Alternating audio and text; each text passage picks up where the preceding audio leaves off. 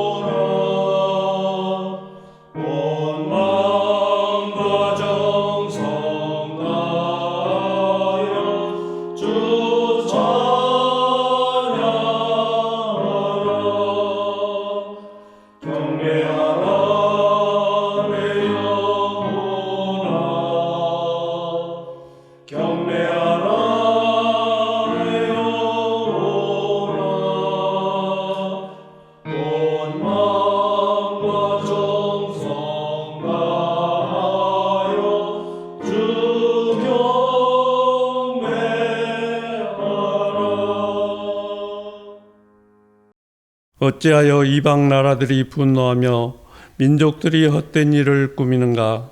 세상의 군왕들이 나서며 관원들이 서로 꾀하여 여호와와 그 기름 부음 받은 자를 대적하며 우리가 그들의 맨 것을 끊고 그의 결박을 벗어버리자 하는도다. 하늘에 계신 이가 웃으시며 주께서 그들을 비우시리로다. 그때 분을 바라며 진노하사 그들을 놀라게 하여 이르시기를 내가 나의 왕을 내 거룩한 산 시온에 세웠다 하시리로다. 내가 여호와의 명령을 전하노라. 여호와께서 내게 이르시되 너는 내 아들이라. 오늘 내가 너를 낳았도다. 내가 구하라. 내가 이방 나라를 내 유업으로 주리니 내 소유가 땅끝까지 이르리로다.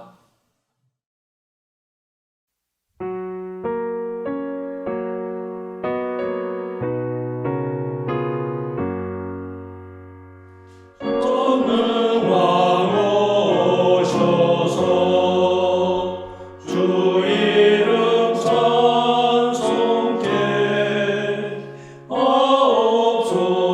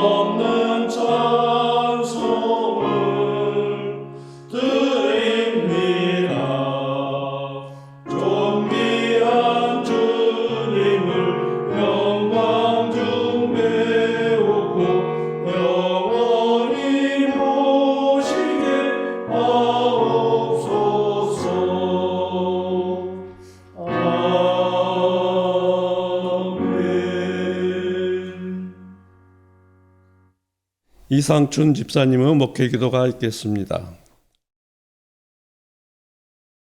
사랑하는 주님, 귀한 주일 예배 시간입니다. 성도님들 앞에서 기도할 수 있는 시간과 공간을 허락해 주셔서 감사합니다. 주님, 세상은 어느새 총잎으로 물든 아름다운 세상이 되었습니다. 바람에 흔들리며 인사하는 나뭇잎을 보고 지저귀는 새소리에 귀를 기울이면 감탄과 감사의 찬양을 불러보게 됩니다. 이게 바로 하나님 나라이구나 생각이 들 정도로 기쁩니다.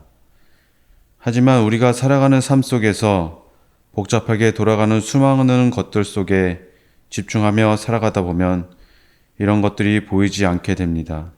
우리의 욕심, 시기, 질투, 물질적인 근심, 힘든 인간관계 속에서 말입니다.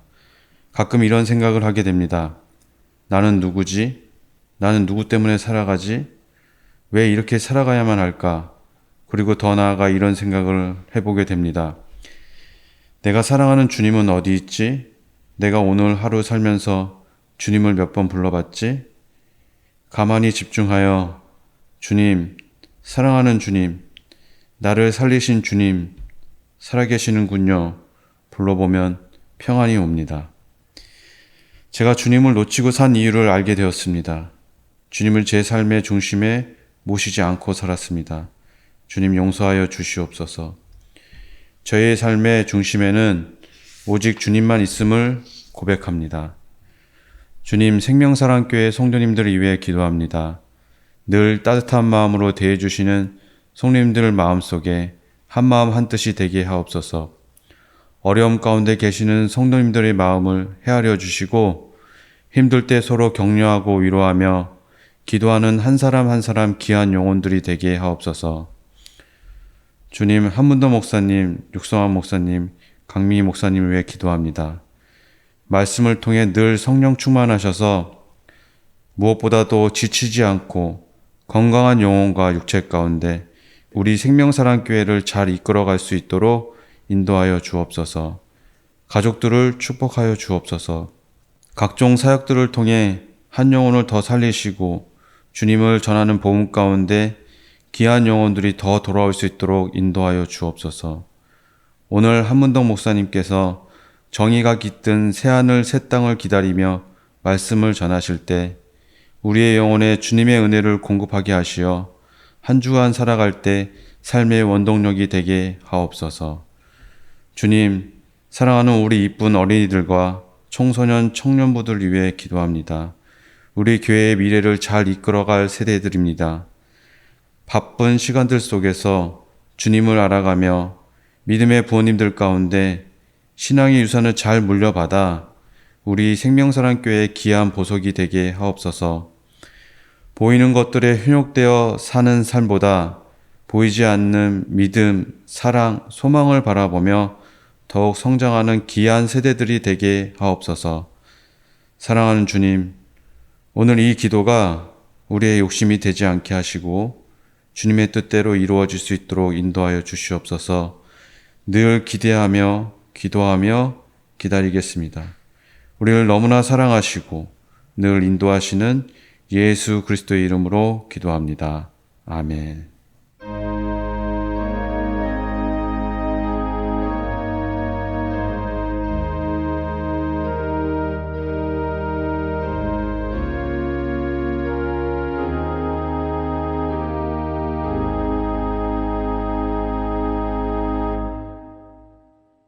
부활절 일곱째 주일 우리에게 주시는 성경 말씀은 베드로후서 3장 13절에서 18절 말씀입니다. 베드로후서 말씀을 한 절씩 교독하시겠습니다. 그러나 우리는 주님의 약속을 따라 정의가 깃들어 있는 새하늘과 새 땅을 기다리고 있습니다. 사랑하는 여러분, 여러분이 이것을 기다리고 있으니 티도 없고 흠도 없는 사랑으로 아무 탈이 없이 하나님 앞에 나타날 수 있도록 힘쓰십시오. 그리고 우리 주님의 오래 참으심이 구원을 위한 것이라고 생각하십시오. 그것은 우리의 사랑하는 형제 바울이 자기가 받은 지혜를 따라서 여러분에게 편지한 바와 같습니다.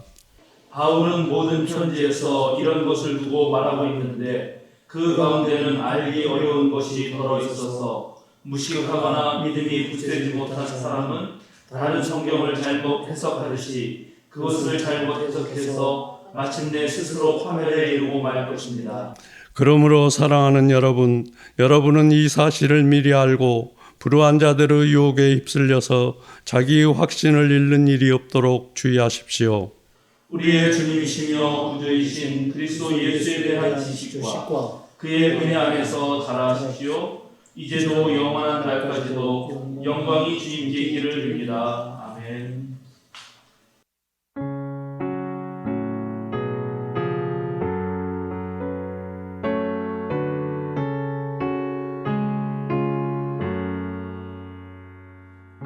없이 무릎 꿇는 그 복종함이요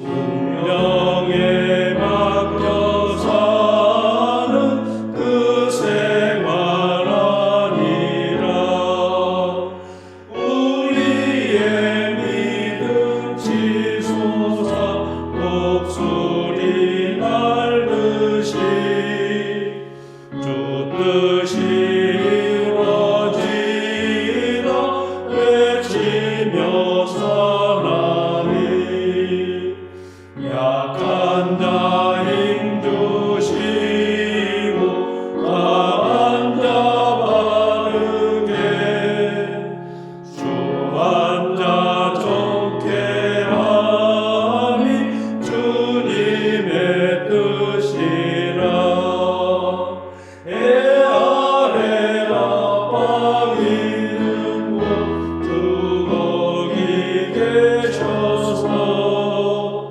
이빨로 막아주시어 정의가 사랑이 아멘.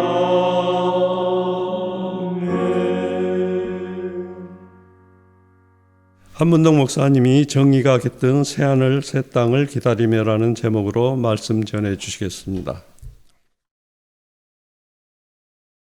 흔히 5월을 가정의 달이라고 합니다. 어린이날, 어버이날, 스승의 날을 비롯해서 1985년부터 제정된 셋째 주 월요일로 제정된 성년의 날, 또 2007년 국가공인 법정 기념일이 된 부부의 날 21일이죠. 그리고 새로운 가족을 만들어주자는 의미에서 만든 입양의 날 5월 11일입니다. 이런 가족 구성원으로서 살아가는 우리 모두의 모습을 생각하고 그렇게 기념하는 날들이 5월에 가득하기 때문입니다. 모든 사람은 혼자 살아갈 수 없는 존재이기 때문에 최초의 관계를 익히고 또 사회생활에 첫 발을 내딛게 하는 가정과 가족은 정말 중요합니다. 어떤 집안에 태어나서 어떤 가족 구성원을 만나느냐에 따라서 정말 우리 인생의 행복이 결정되는 가장 중요한 요소라고 할 수 있겠죠. 그래서 집안이 화목해야 모든 일이 잘 풀린다 하는 가화만사성 이 5글자는 정말 만고불변의 진리라 할 수 있겠습니다. 그래서 특별히 가족들을 돌아보는 5월은 아주 뜻깊은 달이기도 한데 요즘 사람들 사이에서는 5월이 오는 것이 한편으로 두렵다라는 말이 떠돌기도 합니다. 왜냐하면 요즘 경제 사정이 좋지 않아서 부모님께 용돈을 드리고 또 가족끼리 한번 나가서 외식이라도 할라 치면은 너무나 많은 또 만만치 않은 그런 비용이 발생하기 때문입니다. 한편 우리 사회는 지금 1인 가구의 비율이 34.5%나 됩니다.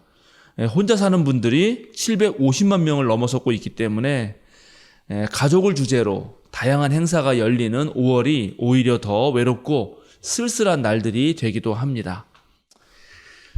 초등학교에 다니는 딸 둘과 유치원에 다니는 아들 하나를 둔 아빠가 있었습니다.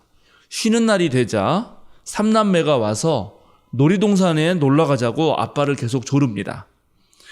근데 아빠는 쉬는 날에 쉬고 싶어서 전혀 갈 마음이 없습니다. 그래도 아이들이 계속해서 조르니까 한 가지 꾀를 생각해 납니다. 아이들에게 질문을 하는 거죠. 아빠가 너희들과 함께 놀이동산에 가야 하는 이유를 3가지만 대봐라. 갑작스런 아빠의 질문에 아이들이 할 말을 잃었습니다. 왜냐하면 아이들은 그저 심심한 거 외에 딱히 할 말이 없었기 때문입니다. 그런데 이렇게 물러설 수 없던 맏딸이 아빠에게 역공격을 합니다. 그럼 이번에는 아빠가 우리와 함께 놀이동산에 가지 못하는 이유를 3가지 대보라, 이렇게 말을 합니다. 그러자 아빠는 미리 준비한 답을 아무런 막힘없이 곧바로 대답했습니다. 돈 없어, 차 막혀, 그리고 아빠 피곤해.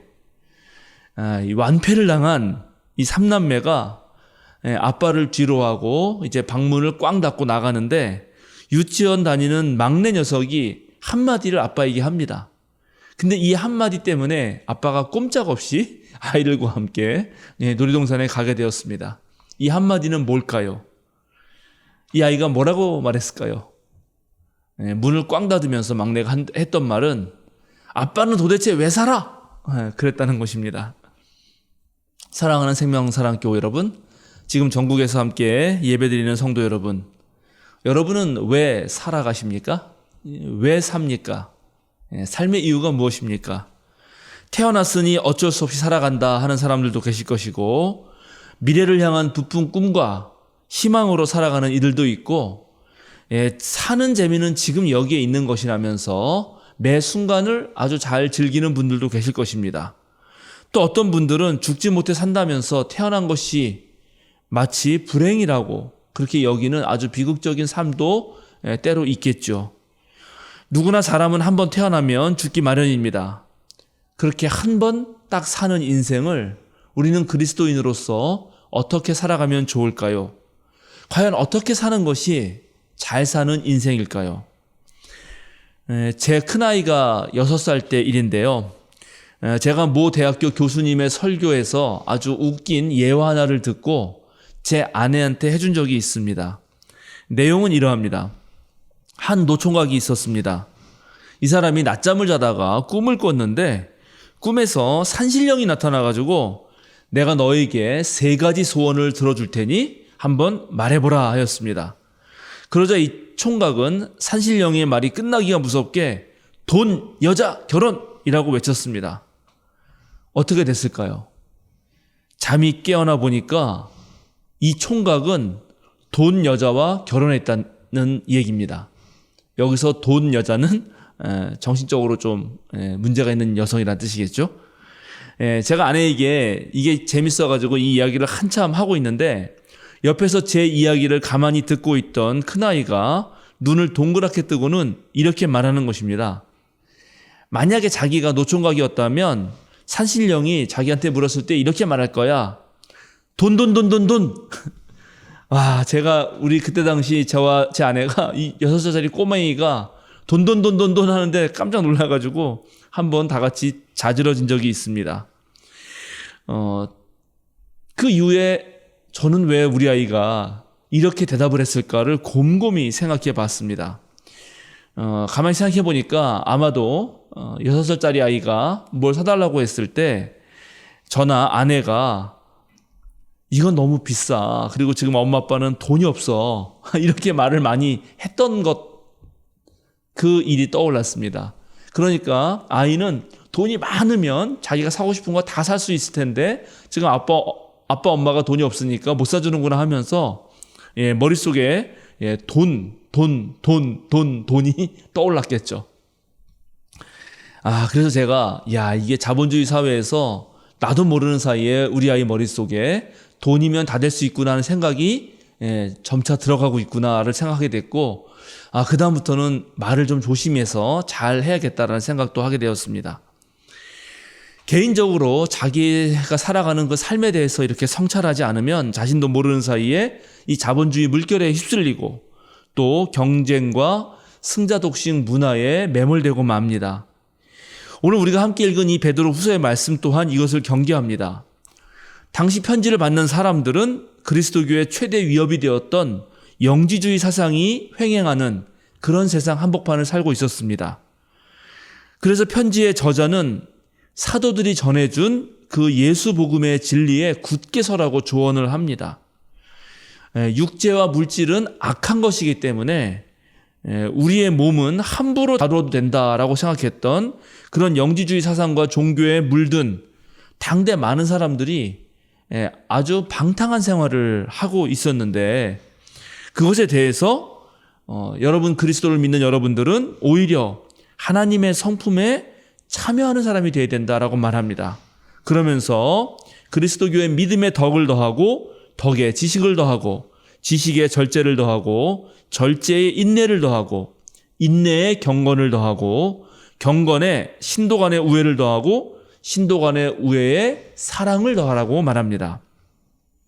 지금 저자는 편지의 수신인들과 함께 주님의 약속을 따라서 정의가 깃들어 있는 새 하늘과 새 땅을 기다리고 있다고 말하면서 티도 없고 흠도 없는 사람으로 아무 탈이 없이 하나님 앞에 나타날 수 있도록 힘쓰라라고 충고하고 있습니다. 저자의 충고에 따라 오늘날 우리도 우리의 주님이시면서 구주이신 예수 그리스도에 대한 지식과 그의 안에서 자라나야 할 것이고 또 불의한 자들의 유혹에 휩쓸려서 자기의 확신을 잃는 일은 없어야 할 것입니다. 무엇보다 하나님 말씀을 올바로 해석해야 되는데 당대 사람들도 바울 사도의 편지를 잘못 해석해서 그런 일로 갔던 일들이 있다고 오늘 베드로후서는 말하고 있습니다. 우리가 예나 지금이나 하나님의 백성으로 살아가야 하는 것은 분명합니다. 그러면 하나님 백성으로 살려면 어떻게 해야 될까요? 제일 먼저 기억해야 되는 것은 우리 자신이, 우리 존재가 원래 하나님의 형상이었다는 것입니다.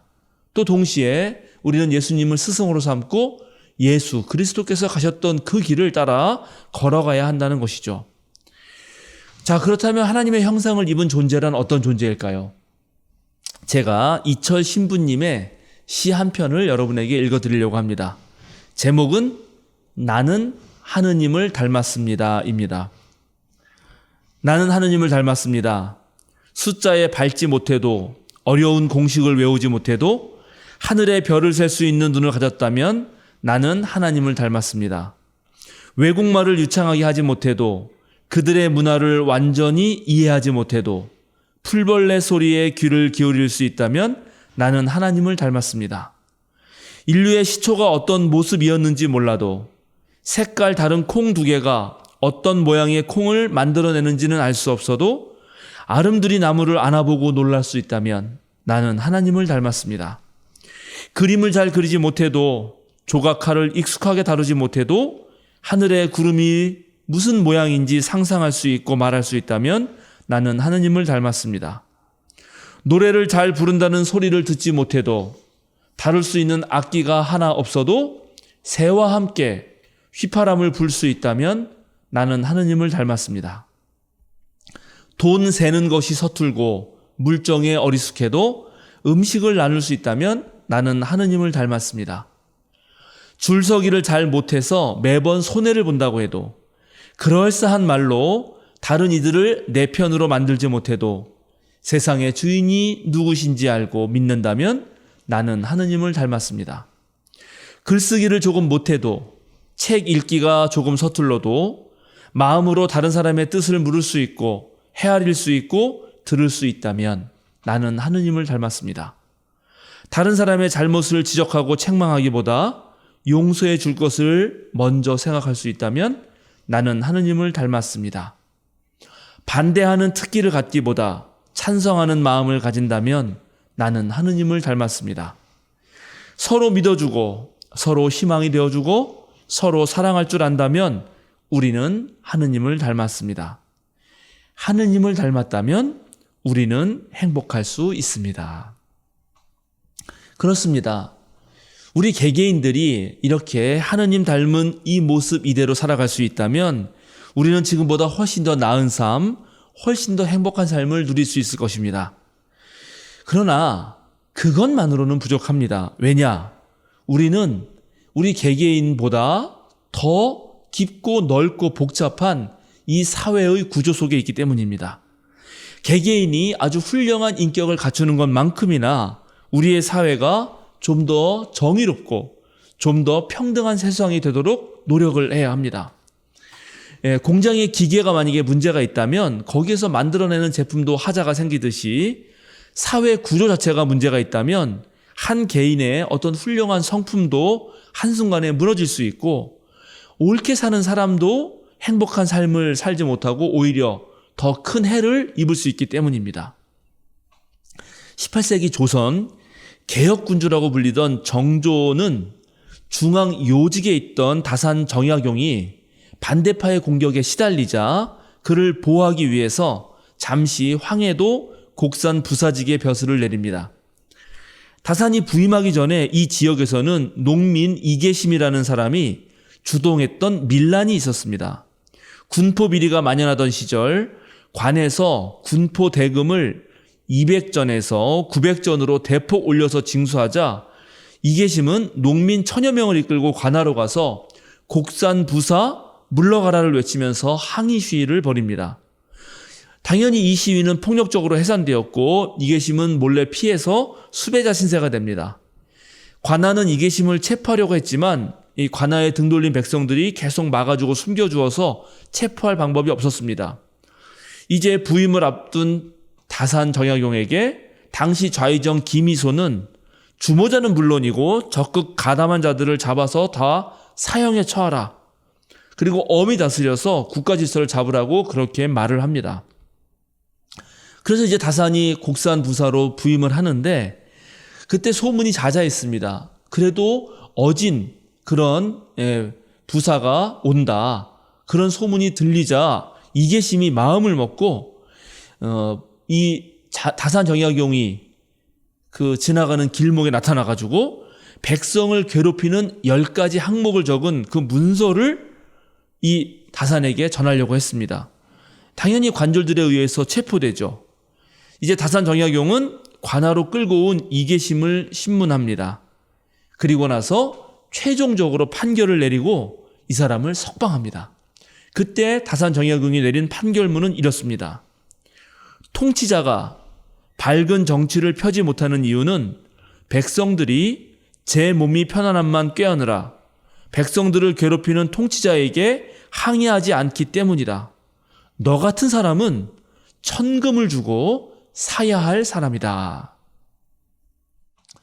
따뜻한 봄의 계절인 4월과 5월 그리고 초여름으로 접어드는 6월까지 우리는 이 자연이 주는 행복 그리고 가족의 달을 맞이해서 우리에게 주는 행복을 누릴 수 있습니다만 이렇게 우리가 행복을 누릴 수 있게 된 것은 실로 우리 역사에서 수많은 이들이 더 나은 사회를 위해서 자신의 몸을 바쳤기 때문입니다. 4월에는 4.19 혁명이 그러하고 5.18 광주 민주화운동 그리고 6월 60 항쟁이 또 그러합니다.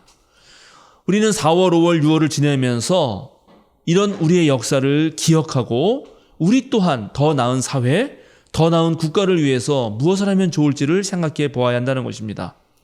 오늘 성경의 저자가 말한 정의가 깃들여 있는 새하늘 새 땅은 저절로 오는 것이 아닙니다. 주님의 약속을 믿고 먼저 나선 사람들에 의해서 오는 것이 바로 정의가 깃들여 있는 세상인 것이죠. 돌아오는 토요일은 5.18 광주 민주화항쟁 44주년이 되는 날입니다. 여러분 너무나 잘 알고 계시겠지만 5월 18일은 독재 권력의 공백을 틈타서 자신의 야망을 실현하려는 전두환의 군부 세력이 광주의 시민들을 학살한 것에 대해서 광주 시민들이 목숨을 걸고 싸웠던 사건입니다. 우리는 5.18을 통해서 국가기구가 절대로 자명한 선이 아니라는 것, 국가와 시민을 보호하는 부모님 같은 존재도 아니라는 것, 언제든 국가는 폭력적 압제와 수탈기구로 변모할 수 있다는 사실을 보게 되었습니다. 국민을 지켜야 할 군인이 국민을 학살하고 국가기구가 국민을 수탈하는 기구로 전락하지 않기 위해서 우리 국민은 또 우리 시민은 늘 깨어있는 정신으로 사실 국가를 감시해야 된다 하는 것도 알게 된 것입니다.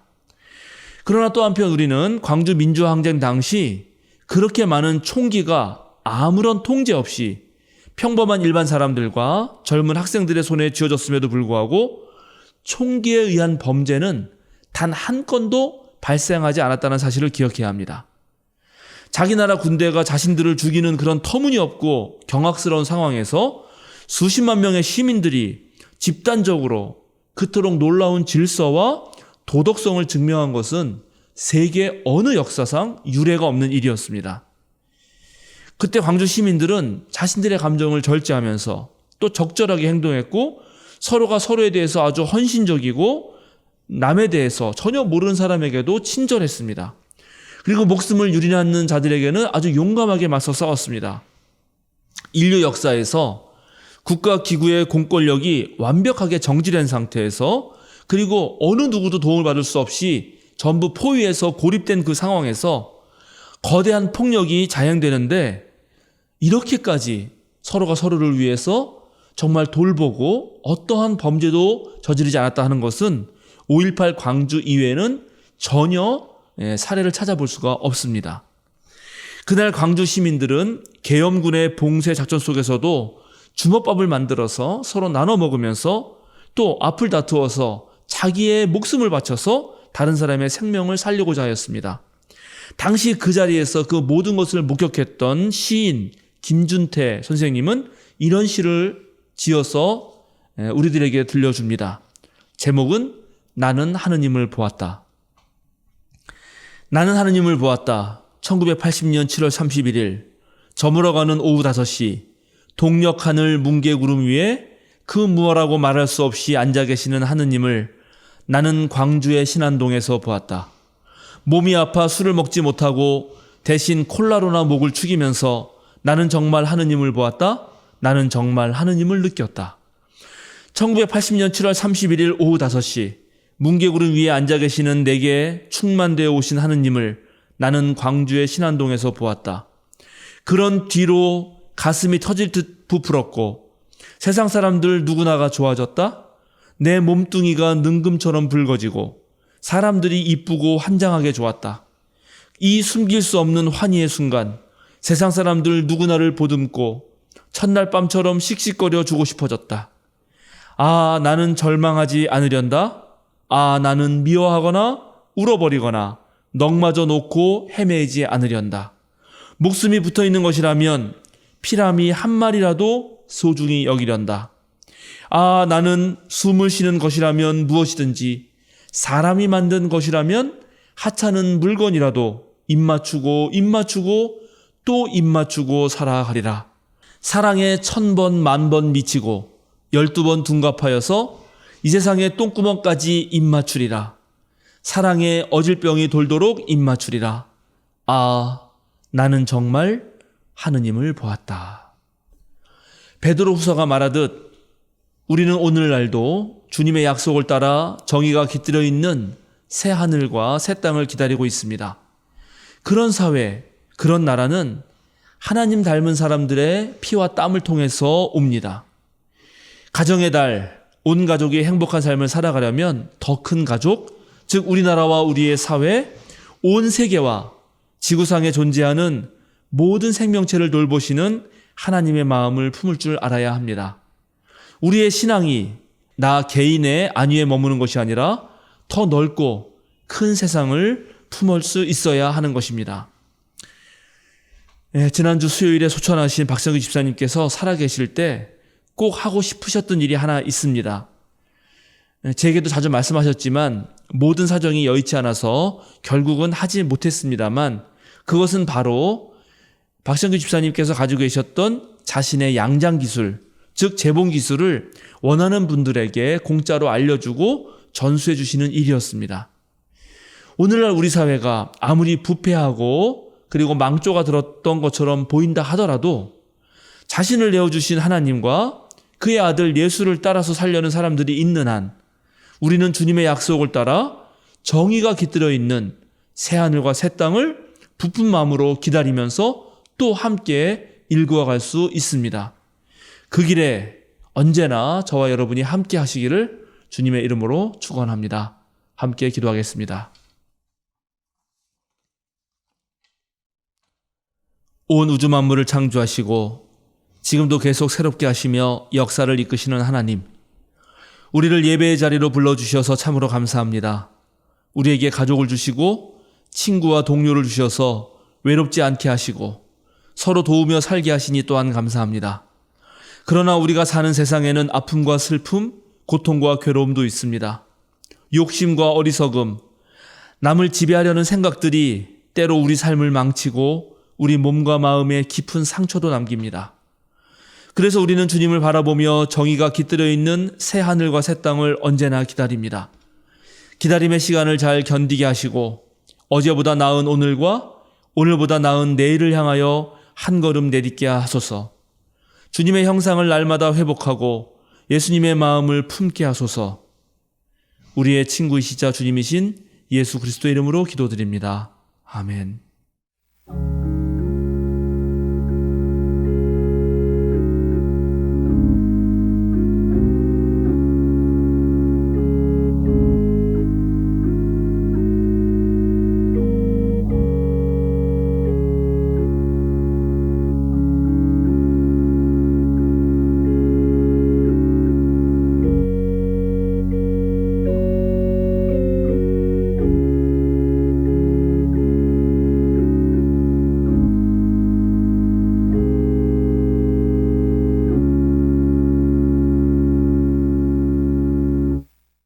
이제 다 같이 생명사랑 신앙 고백문으로 우리의 신앙을 고백하시겠습니다. 우리의 궁극적 의미이신 하나님은 세상을 사랑으로 품으시고 따스함으로 다독이시며 모든 생명을 창조하시는 근원입니다. 참 인간으로 하나님과 일치를 이루신 예수님은 흔들림 없는 사랑의 나라를 꿈꾸게 하시고 그 꿈을 지금 여기에서 누릴 수 있게 하시는 희망이며 우리가 이루어갈 구원의 기준입니다. 모든 생명을 사랑으로 충만케 하시는 성령님은 우리의 삶과 역사를 진리로 이끌어 주시고 우리를 일깨우셔서 선한 뜻을 따르게 하십니다. 삼위일체 하나님을 만난 우리는 서로의 다름을 인정하고 약한 이들의 아픔에 민감하게 반응하며 그들과 함께 하겠습니다. 우리는 아름답고 선한 것에 주목하고 하나님의 창조 세계를 지키며 생명을 살리는 삶을 살겠습니다. 우리는 세상의 욕망에 휘둘리지 않고 하나님 나라의 가치인 생명, 평화, 정의에 따라 살 것을 다짐합니다. 우리는 하나님, 예수님, 성령님께서 참 그리스도인으로 살아가려는 우리와 항상 함께 해주심을 믿습니다. 아멘. 보냄 찬송 462장 생명진리 은혜 대신 함께 찬양하시겠습니다.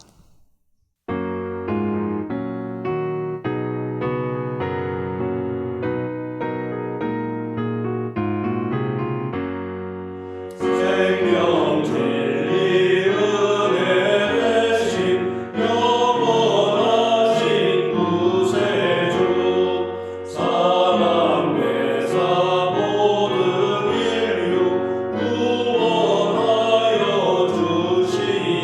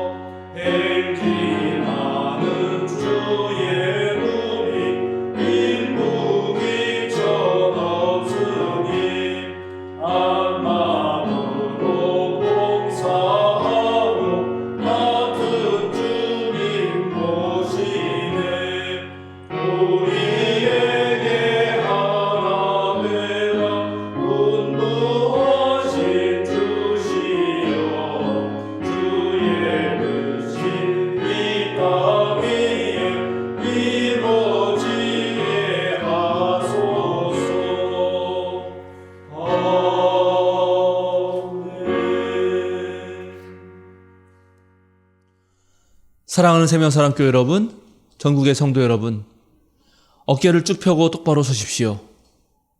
세상으로 당당하게 그리고 힘차게 나아가십시오. 오늘도 자유인으로 사십시오.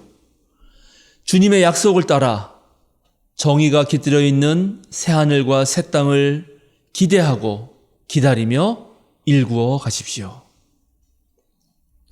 축도하겠습니다. 거룩하신 성삼위일체 하나님께서 여러분이 지닌 것들을 굳건히 지켜주시고 거친 바다에서 여러분을 보호하시며 육지에서도 여러분을 지켜주시기를 원합니다.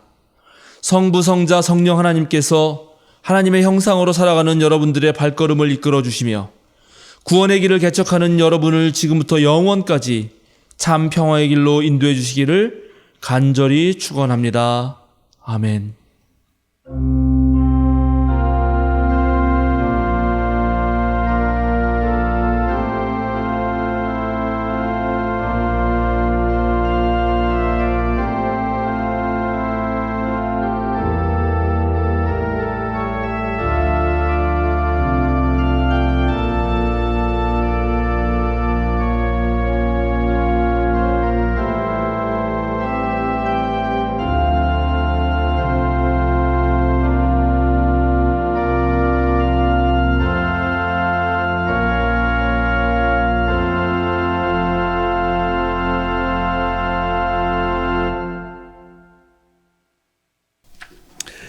알림과 사귐 시간입니다. 오늘은 부활절 7째 주일이자 5.18 민주화운동 기념주일입니다.